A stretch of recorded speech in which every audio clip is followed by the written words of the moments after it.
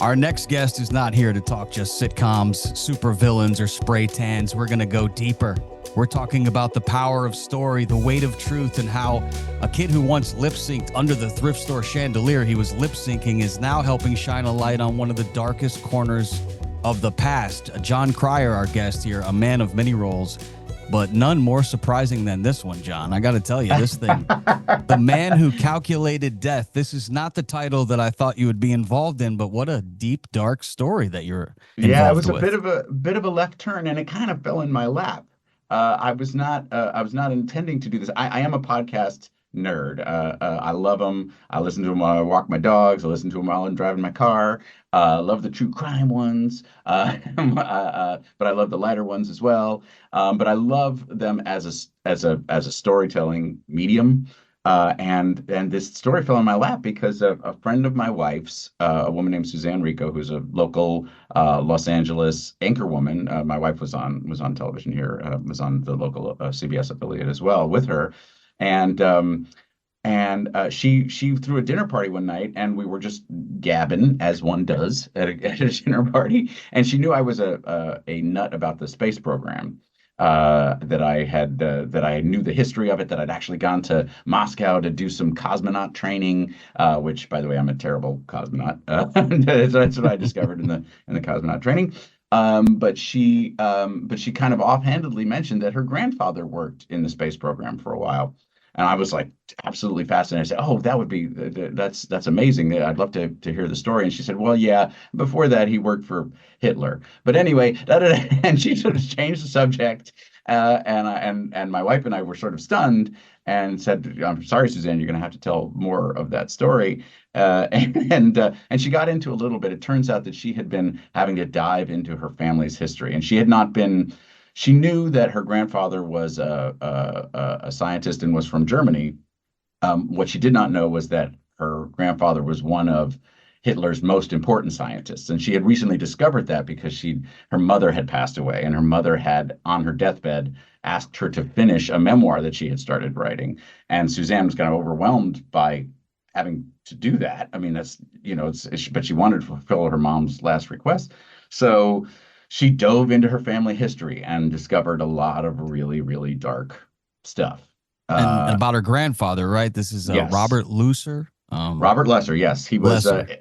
He didn't start out dark. He started out as kind of a celebrity in Germany. He was one of the first pilots in Germany. He and Charles Lindbergh and Amelia Earhart were all these kind of celebrity flyers, celebrity pilots, and he would invent his own planes. He would design them, build them, and then fly them. Now, I'm sorry, but there is no plane that I've built that I would actually fly in. And trust me, if I've built a plane, you're not safe in it. So he was obviously a very self-confident guy, but and a genius engineer. Did you Uh, find yourself sympathizing with this guy, even though he was involved with working with such a heinous guy? Did you find yourself sympathizing with him once you well, learned his that's story? Yes, that's the crazy thing is that he loved to fly and he loved to be an engineer and he loved to invent things. That was what brought him joy on a daily basis. And he had five children. He had a family that he had to support. And that's the one of the things that's really fascinating about this podcast is it tells the story of how this family felt like they had to survive as their country fell into authoritarianism. They made a lot of choices that I think we would all second guess in our lives.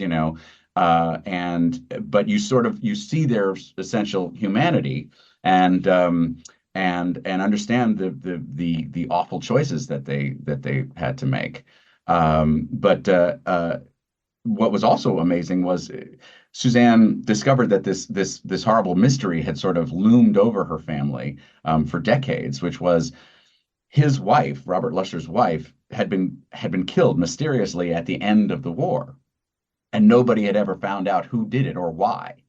And Suzanne went back in the archives and was able to actually solve this amazing World War II mystery during the course of making the podcast. So it was an incredible journey to be as a producer for me to watch this woman, learn these devastating things about her family, but also understand their essential humanity and understand them on a much deeper level, but also solve this thing that's been hanging over her family forever. I was really, really happy to be a part of it. Yeah, some great journalism by you, John. Know in episode 5, you spoke to an actual Holocaust survivor. That had to be really heavy, hearing that Oh, story. well, Suzanne, I was amazed that she actually did that. She found what happened was, and I'm not really giving anything away because the podcast is about the man who invented the V1. The V1 was the world's first cruise missile. It was invented for Hitler towards the end of the war, and it terrorized London for several months before the D-Day invasion. And It was a game changer in terms of warfare. It just revolutionized warfare because suddenly they didn't need pilots to bomb places. Um, and uh, but it had to be built somewhere. And as Germany was already being invaded by the Russians, it was starting to collapse, and they started building these at concentration camps. And so Suzanne found one of the people who built her grandfather's bomb in a concentration camp, and actually, made a pilgrimage to talk to the man and try to have some closure. And it's one of the most powerful things I've ever heard of and ever been a part of. And they've actually CBS News they've done some articles about she and Oscar, the man she found, have built this incredible friendship. Actually, and at a time when anti-Semitism is rising again, there's obviously a lot of things in politics that are very dismaying for people. Um, it shows just the incredible expanse of human experience, and how if we reach out, we really can make incredible connections. It is an incredible story. I recommend everybody check out The Man Who Calculated Death. It's available right now. It's got a 4.9 rating on Apple Podcasts. I've already listened to a couple of episodes. It's one of those binge watching things that once you start watching it, you really you can't put it down. What was the fact checking process like? Because you're dealing with digging pretty deep. Was Yeah. the research solid? Did you ever uncover something that you felt like was too unbelievable to be real at some point? Well, no, Suzanne is a journalist. That was her training before she was an anchor woman. So she was a stickler. She didn't when we had our first meeting about making this into a podcast, which, by the way, it was my wife's idea because my wife Lisa knew that she had done all these amazing interviews already to finish her mother's memoir, and said, there's a podcast in there. This audio is amazing. So Suzanne actually was an incredible stickler when we first started talking about this. She said, I'm not going to hype something. I'm not going to hype a part of the story that isn't, that is sort of halfway true or makes a great story, but it's not true. It's like, that's not who I am. That's not what I'm going to do. This is the point of this is accuracy. The point of this is the truth, is finding what that is. And she found a lot of amazing things. But the biggest thing was there was a family myth about the death of her grandmother that she debunks in the course of this, and so there's some sort of shocking moments along the way where she discovers that the thing that she believed all these years just was never true. Do you think maybe that this could turn into a scripted drama at some point? I mean, are you putting together a nice script? Because this is a hell of a story that I think would translate well to a streaming platform. I think it would. I think it's a great story too. I mean, that was one of the things we considered at first, but sometimes art just takes its own path. And as I said, because my wife realized there was so much amazing audio, she said, "This is the way to go with this. Tell this story the way that it needs to be told first, and then if there are other great things that you can do with it, fantastic. We'll discover those along the way." We're talking with Jon Cryer. He's got the podcast, The Man Who Calculated Death. Make sure you check it out. I know, John, you always have to play the straight man. It seems like every time I see you, and you have some of the wildest characters as your co-stars. What's the secret for you staying grounded while there's chaos? It seems like around you on a lot of these shows, and you're the straight guy. Well, I love the business. I grew up. My parents are both actors, and my mom's also a composer and a playwright. So I grew up in the world of theater, and I love the characters. I love how ridiculous people are, and they are. But I always knew it was a profession, and like in the theater, you got to do 8 shows a week, come hell or high water. And you've got to maintain your relationships with people, and you've got to be professional, and you got to keep your body in the right shape to be an instrument to do 8 shows a week, and that requires a lot of discipline. And so that's where I've always come from. And but I also understand that artists have their own way that they find things, and sometimes your job as a producer is to corral all that into some great piece of art. Um, but I always like to be the guy who's steady and they know they can count on.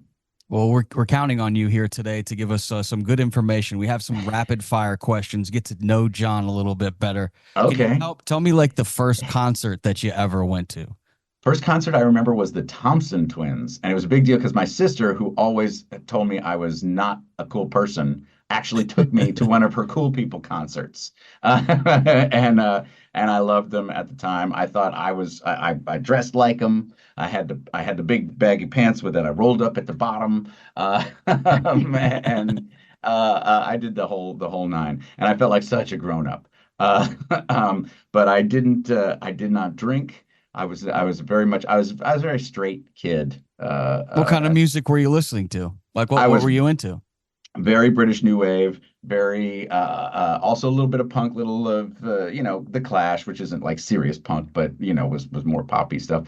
But mostly British New Wave at that time. But obviously, I love all kinds of pop music. And actually, one of my favorite podcasts is a show called Song Exploder, which I don't know if you've ever listened to, but they go into pop songs and they interview the artist about how this particular song came to be, and it's always fascinating to me, just because a really beautifully produced pop song is amazing to me.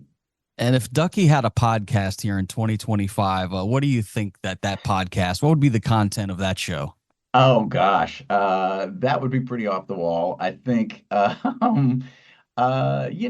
think it would be Otis Redding fan appreciation site, and he'd go into the discography of Mr. Redding, and I think he's moved on from Andy, his prom date love, but I don't think he's still with the gorgeous girl at the prom, though. I That don't didn't I work don't out. I don't know that worked out. That was a little too easy, I think.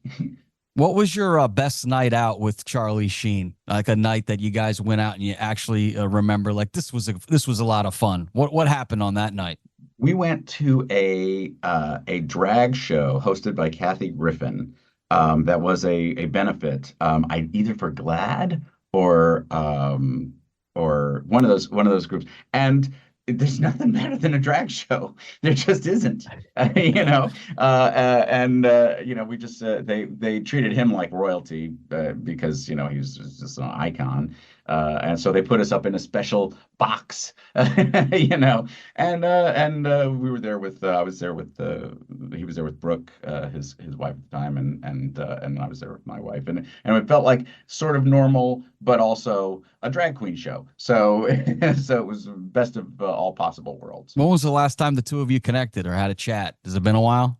It has been a while. The last time we had a chat, gosh, would have been, or he at one point he was talking about trying to reboot Two and a Half Men, and he had me over to his manager's house, and I was like, dude, and we were still shooting the Ashton Kutcher version, and I was like, dude, I don't see this This will be happening. difficult. God bless you, but it would, there's a lot of water under that bridge. But I hear he is doing well now. We have some mutual friends, and he most recently did appeared on Bookie, that show for HBO, as himself.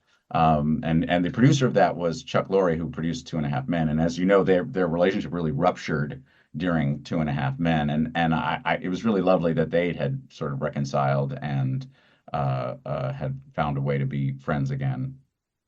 You've done drama, John, comedy, superhero work, even playing a villain. Now you're a true storyteller. What's left on that bucket list of creativity, do you think, for you, John?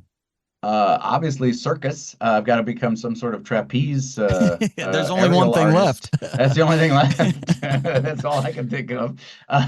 No, I love jumping around to stuff. I love just being a part of stuff that I like and trying to make good art. That's all I've ever tried to do. And sometimes I've made really good art. Sometimes I haven't made. I've made really crappy art.